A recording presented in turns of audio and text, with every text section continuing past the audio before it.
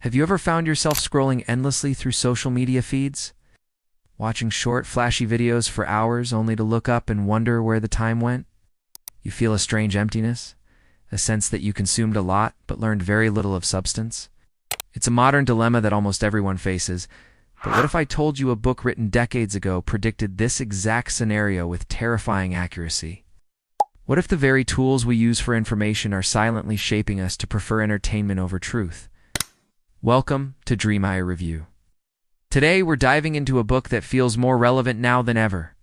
Neil Postman's prophetic masterpiece, Musing Ourselves to Death, published in 1985. Long before the internet, smartphones, and social media dominated our lives, Postman delivered a chilling warning.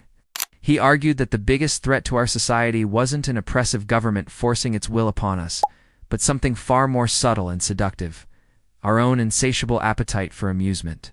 In a world saturated with digital content, from TikTok trends to 24/7 news cycles, Postman's ideas are not just an academic exercise.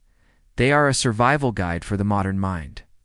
Stay with us as we uncover how the principles from this classic book can help you reclaim your focus, deepen your thinking, and navigate the dizzying landscape of the digital age. The first, and perhaps most famous idea from Postman, is that the medium is the message. This isn't just a catchy phrase. It's a profound observation about how our communication tools shape our culture and our minds. Postman argues that the form of our media, whether it's a book, a television, or a smartphone, API is more influential than the content it delivers. Each medium has its own biases, its own rules, and it dictates the kind of conversations we can have. A book, for example, encourages linear, logical, and complex thought. You must follow arguments from beginning to end. But what happens when a new medium takes over? Postman's primary target was television, which he saw as a medium fundamentally built for one thing: entertainment. He argued that when serious subjects like news, politics, or education are presented on television, they are forced to become a form of show business. They have to be visually appealing, fast-paced, and emotionally engaging to hold our attention. This transformation has profound consequences. Think about how modern news is presented. It's often delivered with dramatic music, rapid-fire cuts, and charismatic anchors. The goal isn't necessarily to inform you in the most rational way possible, but to keep you watching. This creates a world where the appearance of credibility matters more than the substance of the argument. In the digital age, this has been amplified 1,000 times over. Social media platforms, with their algorithms designed for maximum engagement, reward content that is shocking, visually stunning, or emotionally charged. A thoughtful, nuanced political essay struggles to compete with a 15-second video of a politician making a gotcha soundbite. The medium of the short-form video or the viral tweet demands simplicity and emotional impact. And complex issues are flattened into entertaining bite-sized pieces. So what is the action step here? Simple but powerful. Conduct a media audit for 1 week. Instead of passively consuming information, actively question the medium you are using. As you scroll through your newsfeed or watch a YouTube video, ask yourself, why is this content being presented in this format? What kind of thinking does this platform encourage? Does it promote deep reflection or quick, emotional reactions? By becoming conscious of how the medium is shaping the message, you take the first step toward breaking its spell. This isn't about abandoning technology, but about using it with intention. Choosing formats that encourage the kind of thinking you want to cultivate. For example, if you want to understand a complex topic, maybe choose a long-form article or a documentary instead of a series of short clips. This simple shift in awareness is your first line of defense against being passively entertained into ignorance. This leads us directly to Postman's second critical point: the decline of rational discourse. Postman contrasts the typographic mind of the 18th and 19th centuries with the peekaboo world created by television and, by extension, our modern digital media. In the age of print, information was primarily consumed through books, pamphlets, and newspapers. Reading is a deeply rational activity. It requires focus, the ability to follow a sustained line of reasoning, and the patience to connect complex ideas. People were accustomed to engaging with long, structured arguments.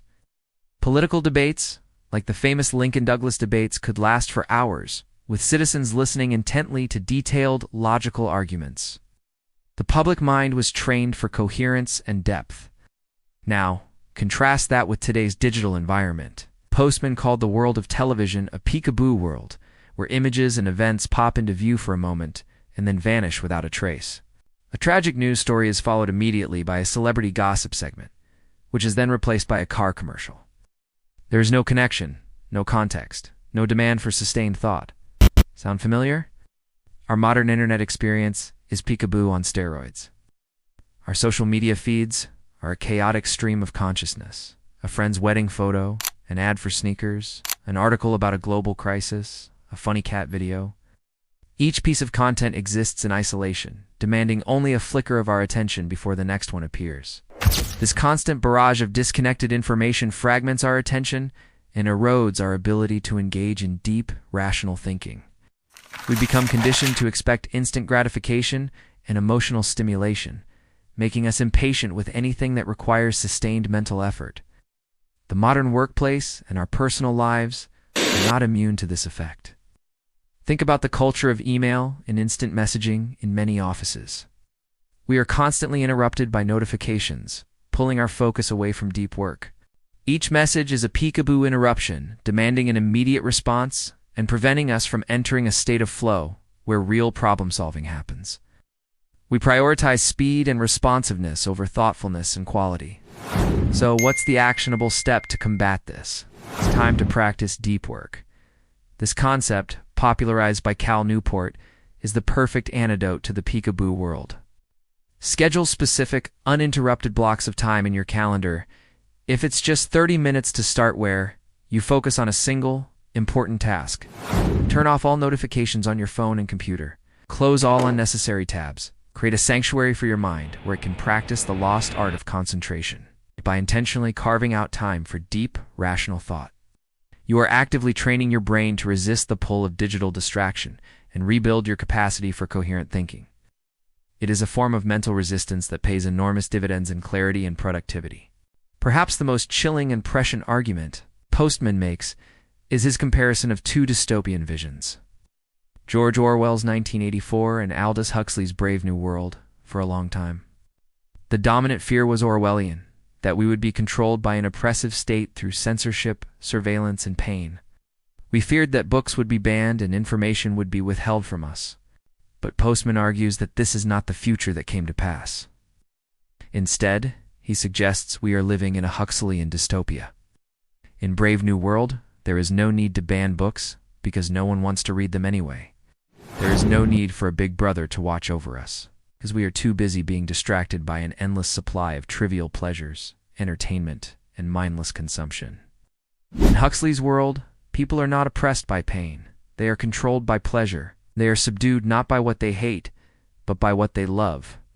They willingly sacrifice their freedom and their critical thinking for comfort, convenience, and constant amusement. Oh. Does this sound eerily familiar? We are not forced to watch an endless stream of reality television, celebrity news, and viral videos. We choose to. We are not forced to spend hours scrolling through perfectly curated images on Instagram that make us feel inadequate. We choose to. The information isn't being hidden from us. In fact, we are drowning in it. The problem is that most of it is trivial. We are so inundated with distracting, amusing, and irrelevant content that we lose the desire and the ability to seek out what is important. We have, in Postman's words, amused ourselves to death. Our addiction to entertainment has become the perfect tool of control, a voluntary prison where the cell doors are wide open, but we have no desire to leave. So, how do we escape this gilded cage we've built for ourselves? The action step is to consciously engage with difficult content. This means actively seeking out information and art that challenges you, that doesn't provide easy answers, and that requires real mental effort. Pick up a classic novel that you've always meant to read. Watch a documentary on a complex subject that is outside of your comfort zone. Read a long-form journalistic article from a reputable source that presents multiple sides of an issue.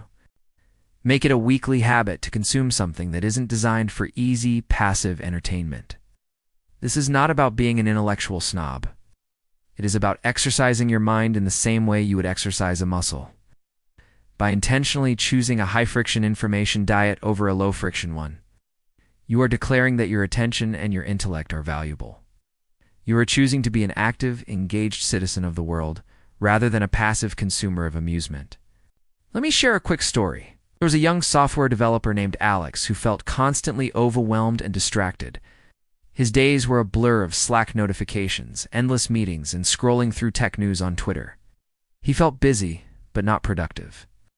His creativity was suffering, and he felt like he was just skimming the surface of his work. After coming across Postman's ideas, he decided to try an experiment. He implemented the 3 action steps. First, he audited his media, realizing that his constant consumption of short-form tech news was giving him anxiety, not insight. He replaced it with 2 in-depth weekly newsletters from industry experts. Second, he scheduled 2 90-minute deep work sessions every day, communicating to his team that he would be unreachable during those times. Third, instead of binge-watching a new series every weekend, he committed to reading 1 nonfiction book a month on topics completely unrelated to tech, like history or philosophy. The change wasn't overnight, but within a few months, Alex felt a profound shift. His code quality improved. He was able to solve complex problems that had been bugging him for weeks, and he felt more present and engaged both at work and at home. He hadn't abandoned technology, but by applying Postman's principles, he had taken back control of his own mind. So, let's bring it all together. The wisdom of amusing ourselves to death isn't about becoming a Luddite and rejecting technology. It's about becoming a conscious and intentional user of it. The path forward is about progress, not perfection. Start small. First, conduct a media audit. Simply become aware of how the platforms you use are designed to shape your thinking. Second, practice deep work. Schedule and protect small blocks of time for focused, uninterrupted thought. Third, deliberately engage with difficult content. Choose to exercise your mind with challenging books, articles, or documentaries. These small, consistent actions will help you move from being a passive consumer of entertainment to an active architect of your own intellect. If this video sparked an idea, please give it a thumbs up. We'd love to hear from you in the comments. Which one of these action steps are you going to try first? If you want more insights on timeless ideas for the modern world, make sure you subscribe to DreamAIReview. Thanks for watching.